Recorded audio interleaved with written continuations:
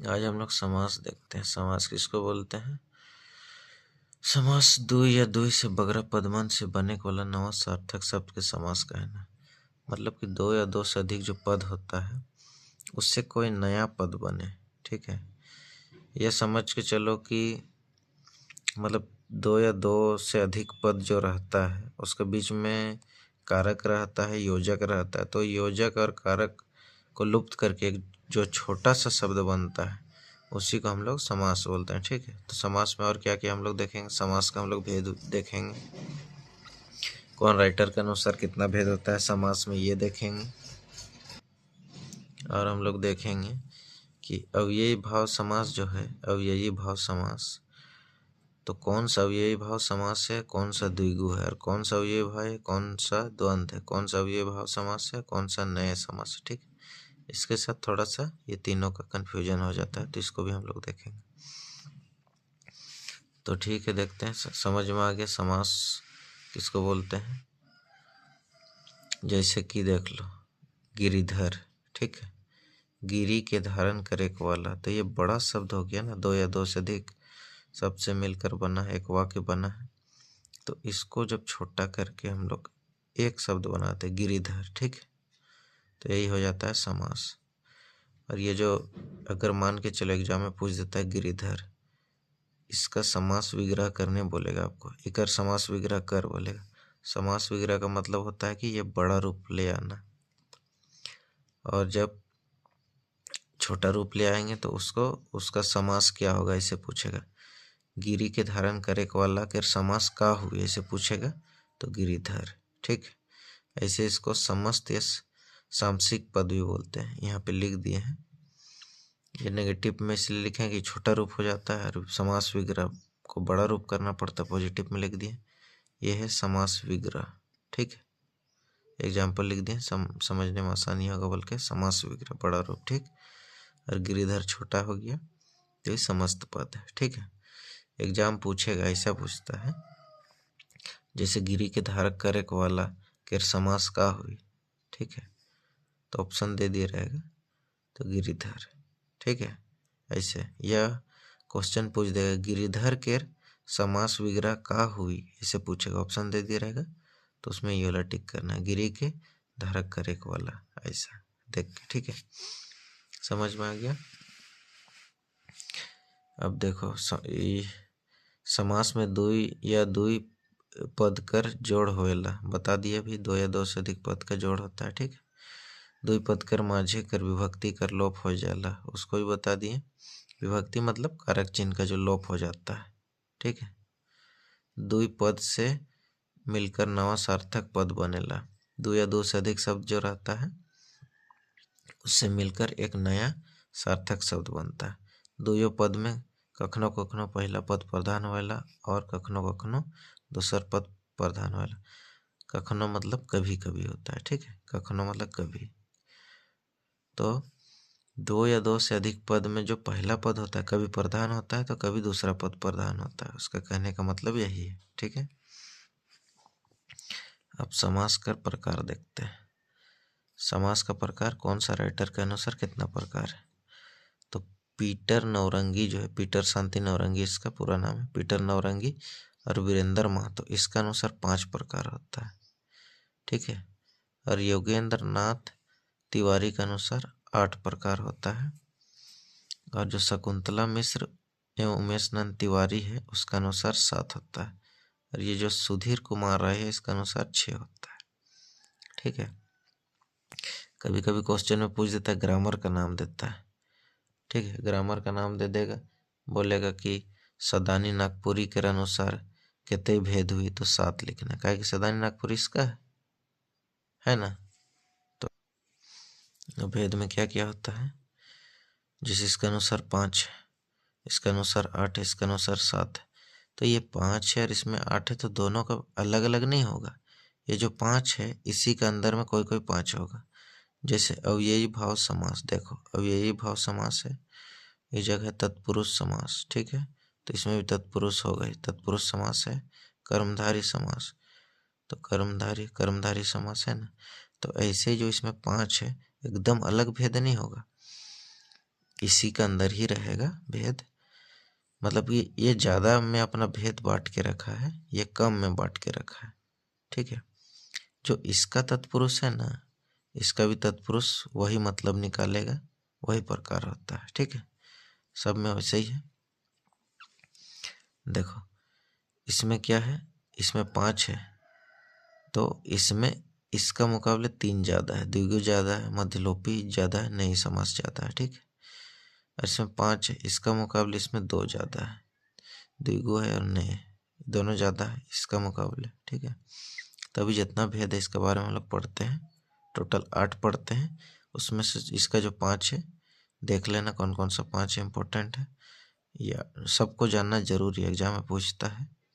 जैसे नई समास का पूछ देगा, ठीक है, या मध्यलोपी पूछ देगा, तो सबको बारे में जानना जरूरी है। और इसको विशेष ध्यान रखना है कौन राइटर के अनुसार कितना भेद होता है। ठीक है,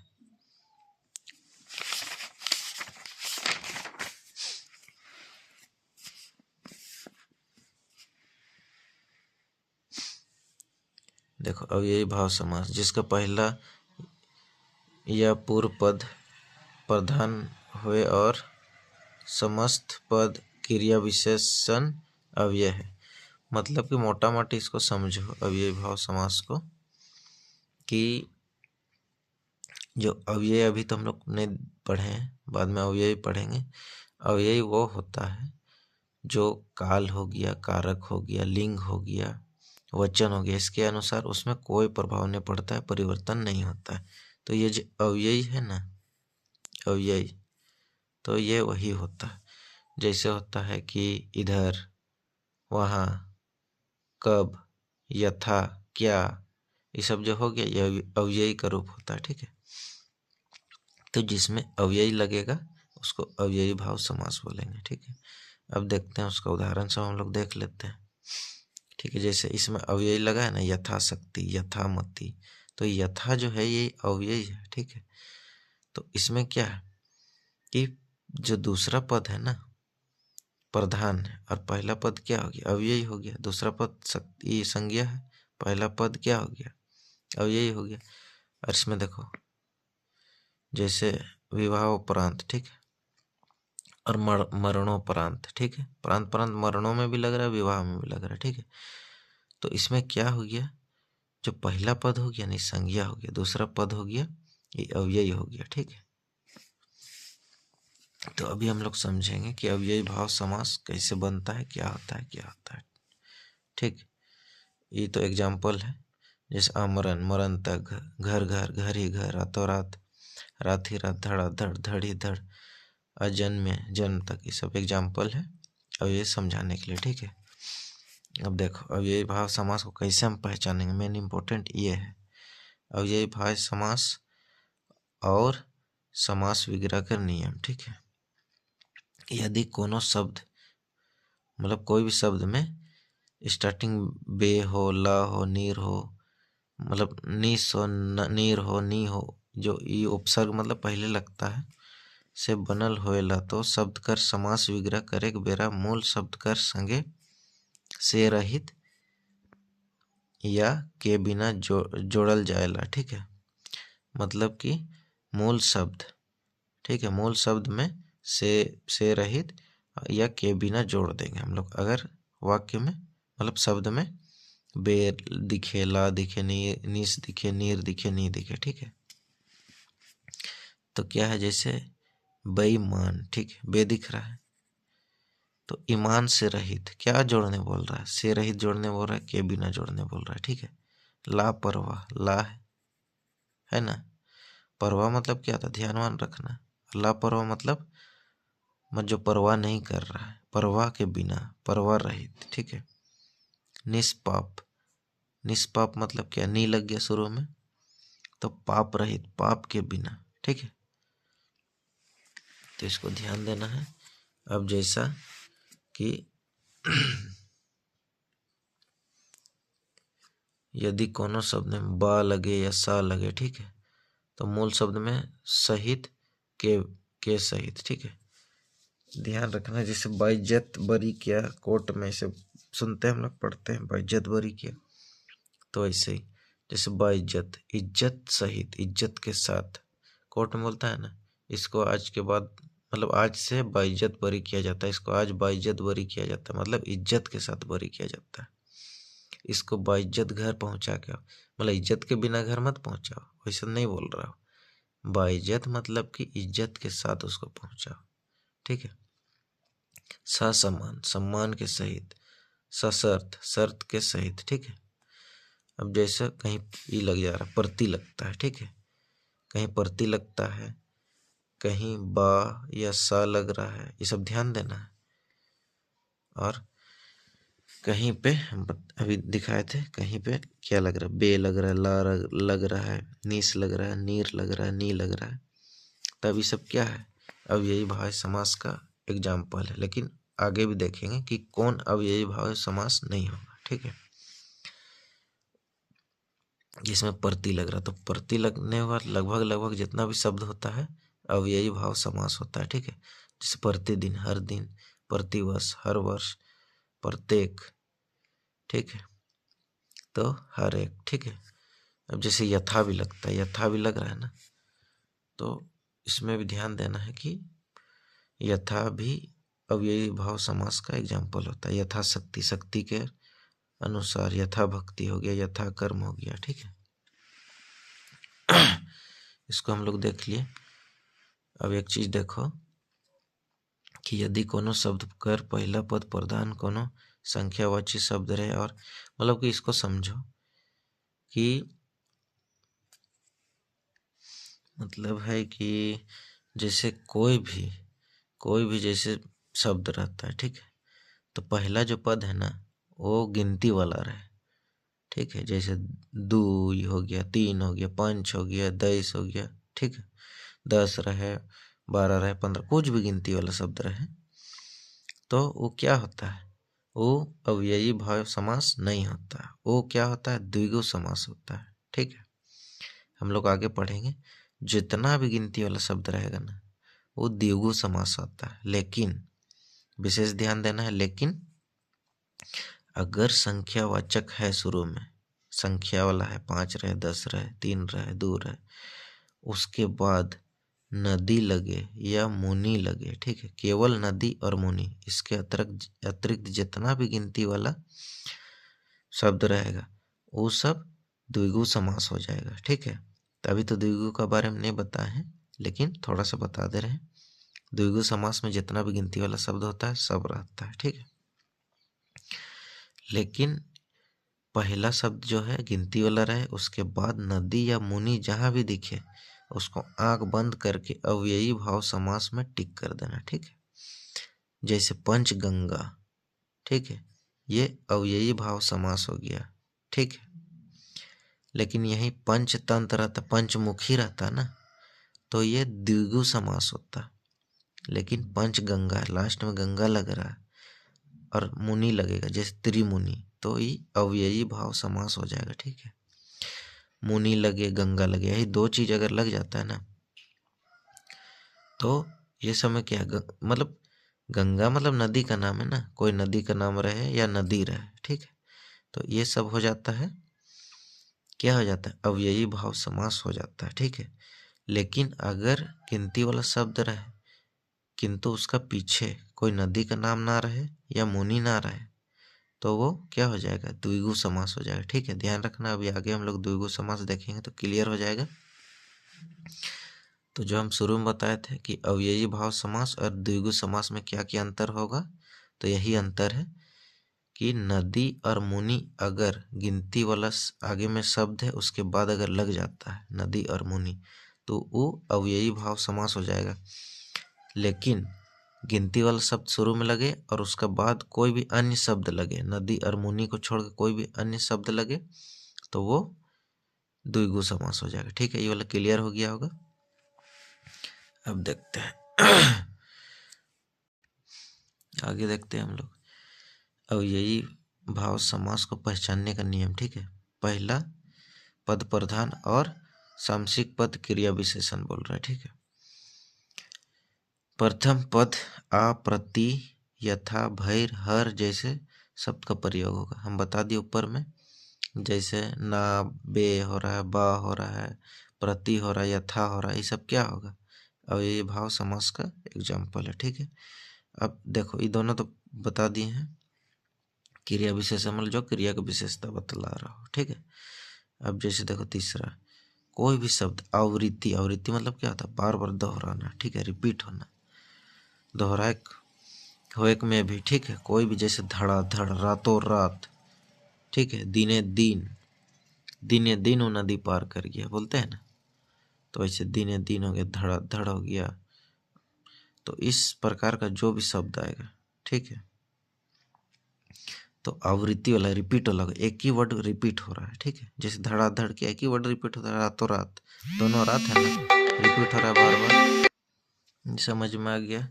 कोई रिपीट वाला शब्द, एक ही शब्द बार बार दोहराया जा रहा है, रिपीट हो रहा है, तो वो भी अव्ययी भाव समास होगा। ठीक है, अब देखो सार्थक और निरर्थक। ठीक है, शब्द से भी अव्यय मतलब समझ में आता है। जैसे पानी और वाणी, वाणी कोई मतलब है जी, पहला पद क्या है? सार्थक है, लेकिन उसका अपोजिट हम लोग ले रहे हैं, लेकिन वो निरर्थक हो, कोई मतलब नहीं। सड़क और वड़क, वड़क का मतलब होता है सोना और चांदी।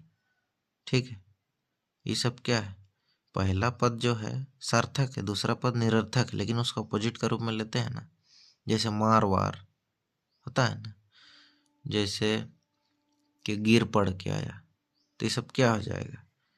ये सब हो जाएगा अव्ययी भाव समास। ठीक है, गिर पड़ गया, पानी वानी लाओ, और क्या बोलते हैं, जैसे बोलते हैं कुर्सी उर्सी लाओ, बोलते हैं उर्सी का क्या मतलब होता है? कुछ नहीं होता, कुर्सी का मतलब होता है, लेकिन उर्सी का कोई मतलब, कुर्सी उर्सी लाओ बोलते हैं ना।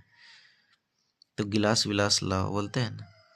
तो ये सब क्या हो जाता है? पहला पद का तो मतलब निकल रहा है, लेकिन दूसरा पद उसका अपोजिट रूप में यूज कर रहे हैं, लेकिन उसका मतलब ही नहीं है। ठीक है, तो वो हो जाता है अव्ययी भाव समास। ठीक है, इसको ध्यान रखना, क्योंकि इसका जैसा और आगे एक ठो मिलेगा, लेकिन उसमें अंतर रहेगा। ठीक है, वो वाला हम बताएंगे। ठीक है, इसको फिर से हम आएंगे देखने।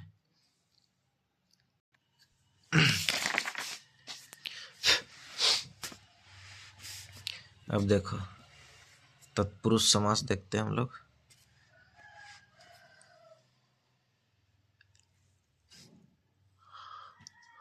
जैसे उसी का देख लो, पूजा पाठ कुशल मंगल। ठीक है, पूजा पूजा पाठ कुशल मंगल उसी का एग्जाम्पल है।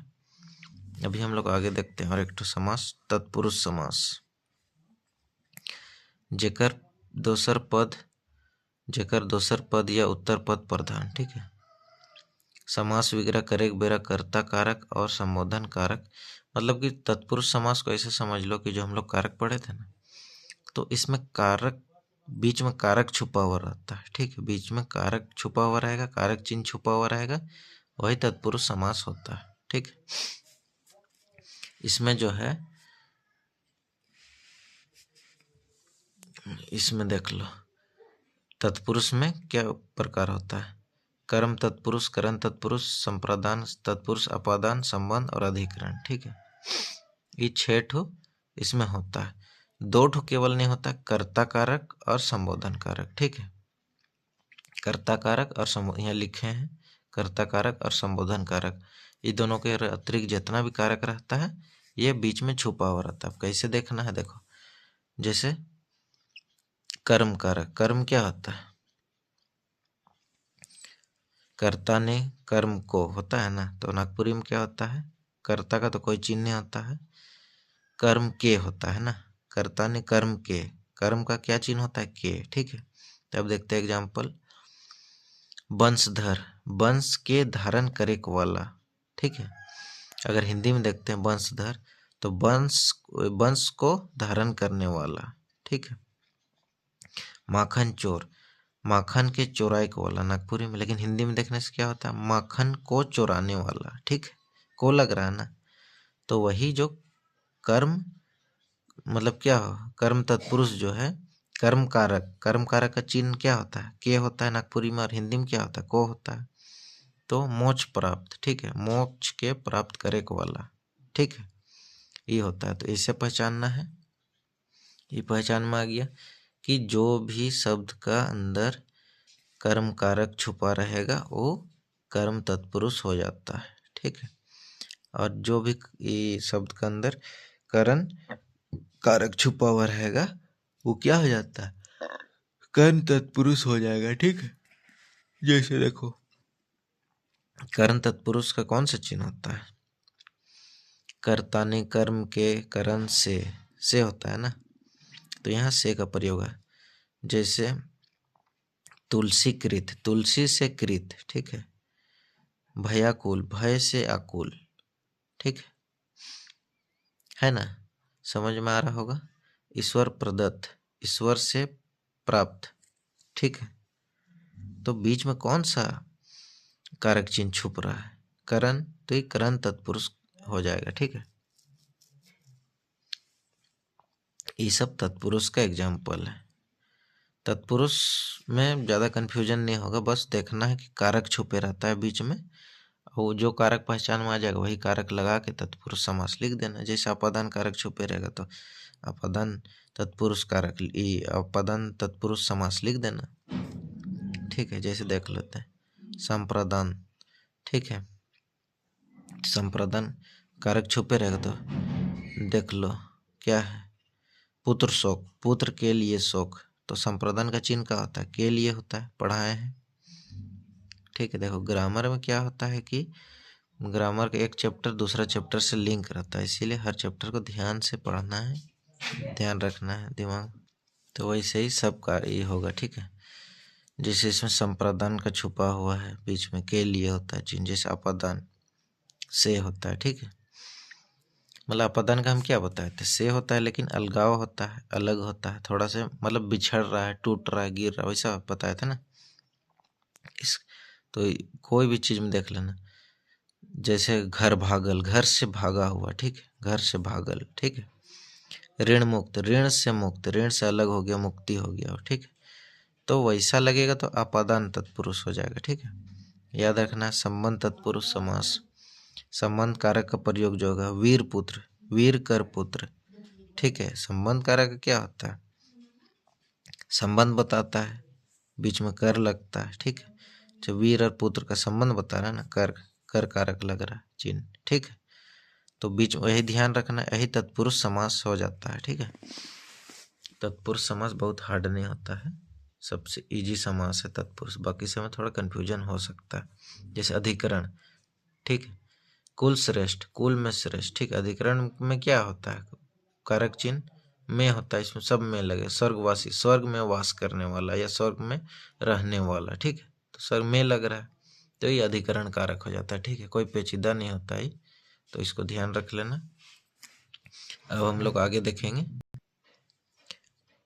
कर्मधारय समास। ठीक है, आगे हम लोग देखते हैं कर्मधारय समास, ये क्या होता है कि जेकर पहला पद विशेषण और दोसर पद विशेष, ठीक है। विशेषण हम लोग क्या मतलब विशेषण जो गुण बताता हो, ठीक है, विशेष जिसका बताता हो, ठीक है। जैसे काला कुत्ता, तो काला क्या हो गया, विशेषण हो गया ना, विशेषण काला हो गया, कुत्ता क्या हो गया, विशेष हो गया, वही चीज है। तो जेकर पहला पद उपमान, ठीक है, और दोसर पद उपमेय, ठीक है। उपमान और उपमेय बोल रहा है, ठीक है। तो उपमेय क्या होता है, वही विशेष ये होता है, विशेष ये होता है उपमेय, ठीक है। और उपमान क्या होगा, वही विशेषण, ठीक है, ध्यान रखना। तो जैसे एग्जाम्पल हम लोग देखते हैं, कर्मधारी समास किसको बोलते हैं, पहचानने के लिए देखते हैं हम लोग, ठीक है। मतलब कि कर्मधारी समास में जो कोई शब्द ये रहेगा, ठीक है, तो उसमें है जो, यदि लिख भी दिए है जो के समान अरूपी, इस सब का इस्तेमाल होगा, वही कर्मधारी समास है, ध्यान रखना। है जो, ठीक, के समान, ठीक, अरूपी, तो इस सब का इस्तेमाल होता है, वो कर्मधारी समास होता है। जिसका पहला पद विशेषण या दूसरा पद भी विशेषण हो सकता है, जरूरी नहीं पहला हो, लेकिन विशेषण और विशेष का यहाँ इस्तेमाल होता है, मतलब किसी का विशेषता ही बताएगा वहाँ, ठीक है, उसके समान बताएगा, उसी का जैसा है बताएगा, तो वही सब होता है कर्मधारय समास। ठीक है, पहचानने का यही है। जैसे महाकवि, कवि का विशेषता बता रहा है ना, महान क्या है, विशेषता है ना, किसका बता रहा है, कवि का बता रहा है, तो ये क्या हो जाएगा, कर्मधारय समास। अब इसको हम लोग तोड़ के देखते हैं। क्या देखेंगे, तोड़ेंगे तो महान है जो कवि, ठीक है, महान है जो कवि वही बोलेंगे ना महाकवि का। अब देखो ये सब उपमान उपमेय तो हम बता दिए पहले ही, क्या होता है उपमान उपमेय, ठीक है। उपमेय का मतलब होता है विशेष्य, जिसका विशेषता बताया जा रहा है, और उपमा का मतलब क्या होता है विशेषण, जिसका विशेषता मतलब जो गुण धारण किया हुआ, ठीक है, या जिससे तुलना कर रहा हो, ठीक है। जैसे क्या बोलेंगे, वही काला कुत्ता बताए थे, तो काला क्या हो जाएगा, ये हो जाएगा कुत्ता, ये हो जाएगा। अब देखते हैं इसका भी एग्जाम्पल हम लोग देख लेते हैं। जैसे मान के चलो मृगलोचन, ठीक है, मृगलोचन हम लोग देख रहे हैं, तो इसमें क्या है, लोचन जो है उपमेय, उपमेय, ठीक है, और मृग जो है उपमान है, ठीक है, मृग क्या है उपमान। तो हम लोग यहाँ क्या कर रहे हैं, मृग से लोचन का तुलना कर रहे हैं ना, तो यही तो। अच्छा दूसरा एग्जांपल से देख रही, थोड़ा सा हेक्टिक लग रहा होगा, तो जैसे ओटोंगा सोना लखे चमकाते, ठीक है, तो ओटोंगा जो है उपमेय है, ठीक है, उपमेय मतलब जिसका तुलना करेंगे, ठीक है, सोना उपमान, ठीक है, इससे करेंगे तुलना, सोना से करें इसको तुलना, ठीक है। तो विशेषण कौन है, सोना, ठीक है, विशेष्य कौन है, ये, इसका ना तुलना करें सोना के साथ। तो कहीं भी तुलना लायक हो, ठीक है, विशेषण हो, विशेष्य हो, उपमा हो, उपमेय, जैसा शब्द दिखता है, तो वो सब क्या हो जाता है, वो सब हो जाता है कर्मधारय समास, ठीक है, यही ध्यान देना है। और जैसे चंद्रमुख, ठीक है, एग्जाम्पल देखो, चंद्रमुक्त, चांद के समान मुख, ठीक है, तो चांद के साथ तुलना कर रहे हैं ना, चांद के साथ तुलना कर रहे हैं, ठीक है, तो इस जगह चांद क्या हो जाएगा, विशेषण हो जाएगा या उपमान हो जाएगा, ठीक है। तो यही सब हो गया, किसी से तुलना वाला बात हो, जैसे यहाँ पे लिख दें चांद के समान है, ठीक है, तो उसके समान हो गया, उसका रूपी हो गया, है जो इस्तेमाल होगा, तो ये सब हो जाता है कर्मधारय समास, ठीक है, ध्यान रखना है,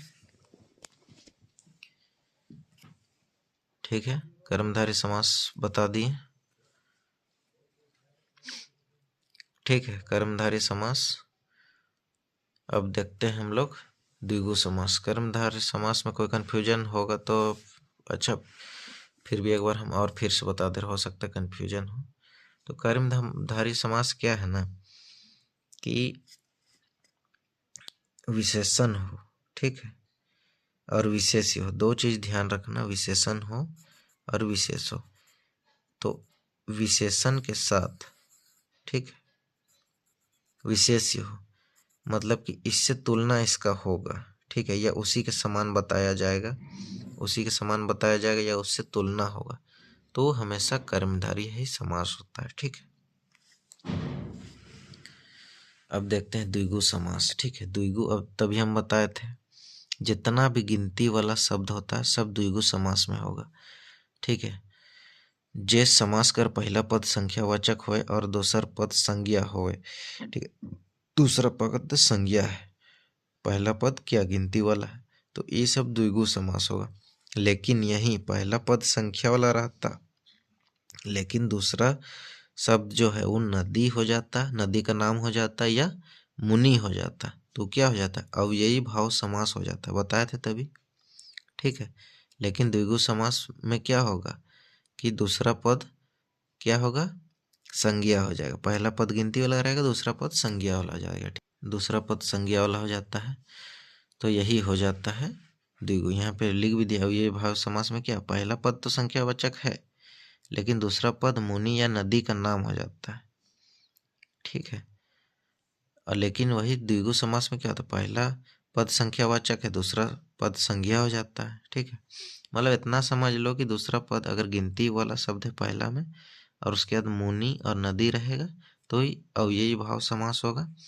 और इसके अलावा अगर कोई भी संख्यावाचक शुरू में रहे और बाद में कोई भी शब्द रहे तो द्विगु समास हो जाता है। ठीक है, ध्यान रखना, द्विगु गिनती वाला हमेशा होता है, गिनती वाला जो भी रहेगा वो द्विगु समास होगा। ये बीजिए। ठीक है, आगे हम लोग देखते हैं। अभी हम लोग देखते हैं द्वंद्व समास। ठीक है, द्वंद्व में क्या होता है कि तो द्वंद्व समास में क्या होता है, जिसका दोनों पद प्रधान होता है। ठीक है, द्वंद्व समास में द्वंद्व हो रहा है, नाम से हम बता रहे पहचानने का नियम। जैसे इसमें लगे द्वंद्व समास में क्या होता है, द्वंद्व होता है। द्वंद्व बराबर के बीच में होता है ना, छोटा या बड़ा, बड़ा के बीच में हो या बराबर के बीच में हो। ठीक है, लेकिन दोनों का सार्थक मीनिंग रहेगा। जैसे एक राजा दूसरा राजा से लड़ रहा, दोनों सार्थक रहेगा तब लड़ेगा। ठीक है, वैसे ही तो इसमें और देखना अव्ययी भाव समास, दोनों में थोड़ा सा कंफ्यूजन जैसा होगा, अभी हम दूर कर देंगे। तो जेकर दुयो पद प्रधान वाला, दोनों शब्द उसका प्रधान होता है। ठीक है, जेकर दुयो पद संज्ञा वाला, दोनों पद संज्ञा होगा, उनकर बीच कर संयोजक और या रहे। ठीक है, ये तो क्या भेद है ये हम देख लेंगे थोड़ा देर बाद। अभी एग्जाम्पल देख, जैसे माता पिता, दोनों पद प्रधान है, माता और पिता है, ऑपोजिट है, माता पिता का ऑपोजिट है। ठीक है, राम लक्ष्मण, ठीक है, भाई भाई, तो इसमें क्या है, दोनों बराबर है। ठीक है, जैसे देख लो छुआ पुता, दोनों सार्थक शब्द है ना, पुता का मतलब ही लुगा और फटा, इसका भी दोनों का मतलब निकलता है, दिया और बाती, घर और दूरा। ठीक है, ऐसा मतलब क्या बोले, दोनों सार्थक शब्द रहे, संज्ञा रहे। ठीक है, तो इसको हम लोग बोलेंगे द्वंद्व समास। द्वंद्व जैसा हो रहा है, छुआ पुता, दिया बाती, ठीक है, माता पिता, भाई बहन, नाना नानी। ठीक है, ऐसा शब्द जहाँ भी बैठा है वो द्वंद्व समास है, द्वंद्व। ठीक है, द्वंद्व जैसा हो रहा है, दोनों का सार्थक मीनिंग रहे तब द्वंद्व समास। और एक अव्ययी भाव समास में क्या बताए थे,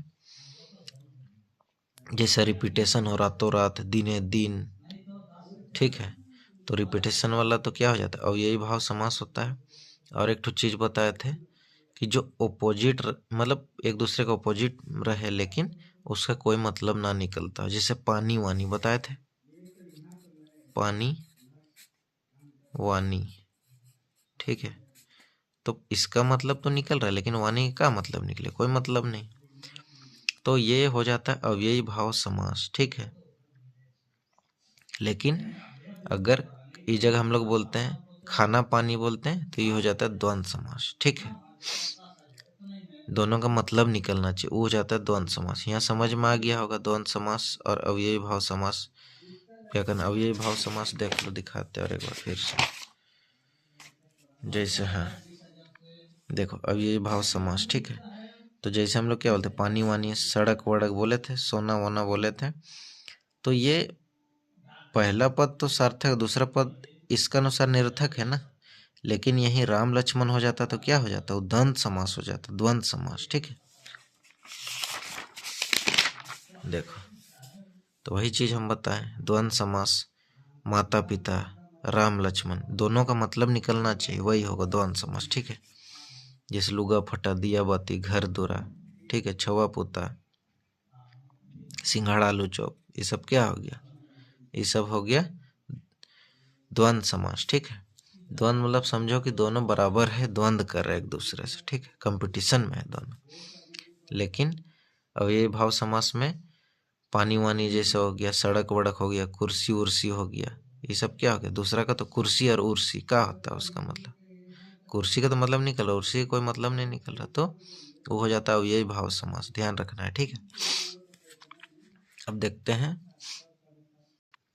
हाँ, और एक चीज ध्यान रख लो, जैसे यहाँ अपोजिट हो जा रहा है लेकिन दोनों का मतलब निकल रहा है। मेन चीज देखो, माता पिता अपोजिट हो रहा है, माता ही पिता का अपोजिट है, भाई और बहन है, नाना नानी है। ठीक है, लेकिन दोनों का मतलब निकल रहा है, राम लक्ष्मण, राम सीता, सीता लक्ष्मण, राम लक्ष्मण हो गया। ठीक है, तो ये सब क्या हो जाता है, ये सब हो जाता है द्वंद्व समास में। ठीक है, अब देखो छुआ पुता, छौवा मतलब भी बच्चा होता है, पुता मतलब भी बच्चा होता है। लुगा फटा, लुगा मतलब भी कपड़ा होता है, फटा मतलब भी कपड़ा होता है। दोनों का मतलब सेम है, ठीक है। दिया और बाती, बाती भी वही दिया होता है, दिया ही बाती होता है। घर दूरा, ये भी घरे का मतलब है दोनों, घर भी घर का मतलब, दूरा भी घर का मतलब है। तो ये सब सेम सेम मतलब अगर निकलता हो, ठीक है, तो भी वो द्वंद्व समास है। और दोनों का मीनिंग निकल रहा हो, ऑपोजिट जैसा रहे, तो वो भी द्वंद्व समास है, ठीक है। अब एक ठो देख लो, फादर पीटर नौरंगी, ठीक है। पीटर शांति नौरंगी के अनुसार इसका क्या भेद है? इतरेतर द्वंद्व, ठीक है, समाहार द्वंद्व, ठीक है। तो ये क्या बताया? इतरेतर द्वंद्व में क्या बताया है? जैसे राम और लक्ष्मण, ठीक है। और समाहार द्वंद्व में बताया है कि समाहार, देखो इतरेतर, इतरेतर मतलब इससे इतर, ठीक है, इससे इतर, इतर मतलब क्या होता है? इतर नहीं बोल रहे, इससे इतर मतलब इससे अलग, ठीक है। तो माता पिता अलग है, ठीक है, लेकिन ऑपोजिट जैसा हो रहा है ना, माता और पिता, ठीक है।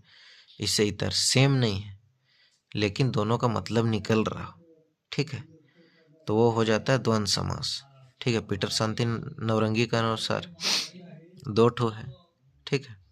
और जैसे समाहार द्वंद्व, समाहार मतलब समान हार, मतलब समान मतलब निकलता हो, जिसका समान मतलब निकलता हो, तो बता दिए छौवा पुता, सेम अर्थ दोनों का है। दिया बाती, घर दूरा, सेम अर्थ निकल रही, समाहार द्वंद्व हो जाएगा पीटर शांति नौरंगी के अनुसार। इसको भी ध्यान रखना है। तो पूछ देगा, जैसे मान लो छौवा पुता पूछ दिया, पूछेगा पीटर शांति नौरंगी के अनुसार कौन सा द्वंद्व समास है, 4 ऑप्शन दे देगा। इतरेतर द्वंद्व दे देगा, समाहार द्वंद्व दे देगा, वैकल्पिक द्वंद्व दे देगा। तो उसमें से कौन सा चुनना? समाहार द्वंद्व ना, समान मतलब निकलता हो दोनों का, ठीक है। तो पीटर शांति नौरंगी के अनुसार दो ठो है द्वंद्व समास का भेद, इसको याद रखना। द्वंद्व समास का अनुसार भेद केवल पीटर शांति नौरंगी के अनुसार दो ठो है, ठीक है। हिंदी में क्या होता है? हिंदी में 3 तरीके का होता है, इतरेतर द्वंद्व, समाहार द्वंद्व और वैकल्पिक द्वंद्व, ठीक है।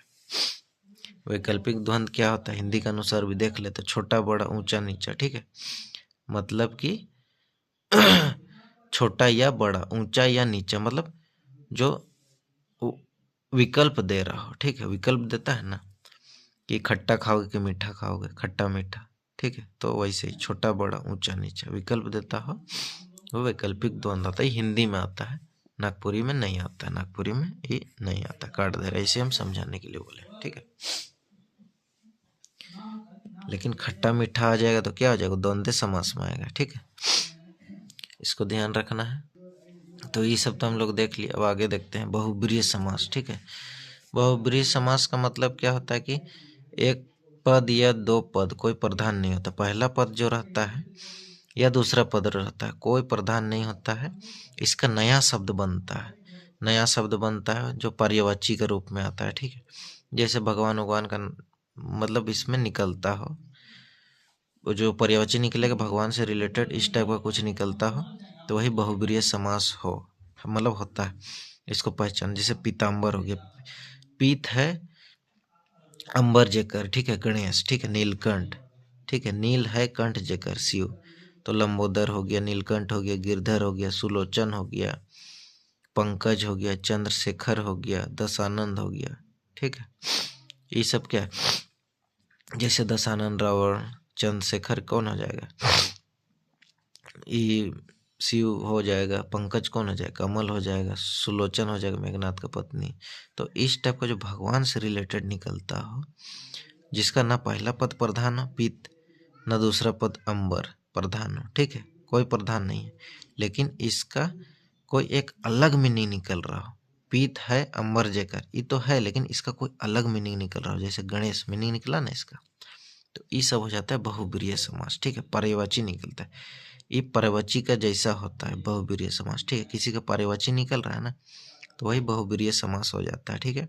ये सब याद रखना। इस टाइप का नाम है, नीलकंठ हो जाए, पीताम्बर, लंबोदर हो जाए, सुलोचन हो जाए, पंकज हो जाए, दशानन हो जाए, इस टाइप का जो भी रहेगा बहुब्रीहि समास होगा, ठीक है। अब देखेंगे हम लोग नए समास, ठीक है, जो नेगेटिव नेगेटिव बात करें, नकारात्मक बात करें, ठीक है। असभ्य, ना सभ्य, बेलूर मतलब लूर नहीं है, अनादि, ना आदि, ठीक है। इन नेगेटिव टाइप का शब्द बोलेगा जिसका नेगेटिव ही अर्थ निकलेगा, वही हो जाता है नए समास, ठीक है।